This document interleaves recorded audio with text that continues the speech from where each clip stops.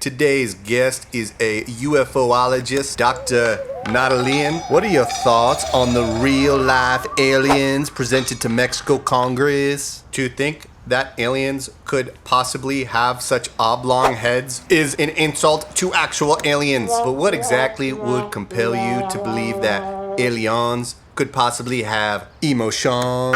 Imagine if an alien were sitting right in front of you and held out a Tickle Me Elmo doll and told you these are the remains of a human being. I would have to say, prove it. Let's see if it talks. Well, it does talk, Blue. Fact check that. The point is, it is incredibly offensive to actual aliens to consider this piece of Play-Doh as a real extraterrestrial. Extraterrestrials do exist, and they do not look like this three-fingered pervert. Why is he a pervert? Why else would you only have 3 fingers? Do you think during doggy-style intergalactic intercourse, female aliens prefer a thumb? I do not just think it, Blue. I know it. It's kind of an inappropriate thing to say. You're the one who brought it up. Some of these insinuations you're making about these aliens are quite insensitive and I find personally a little bit offensive. Well, there is no need to be offended because you are defending an inanimate object. You can take your fancy college jogging and you can shove it where the shun don't sign. These beautiful paraplegic oblong-headed aliens are my friends. They are not your friends. They are not real. They were created by human hands in order to perpetuate a hoax to gain some con artist funding for future hoaxes. These little things are not actual beings. I'm not just gonna sit here and allow you to insult these 3-fingered, oblong-headed, dwarf, paraplegic brothers in Christ. For all we know, 3,000 years ago, they were out there with the building blocks of the pyramids, stacking the giant boulders on top of their oblong heads, lifting them up with just 3 fingers all the way to the height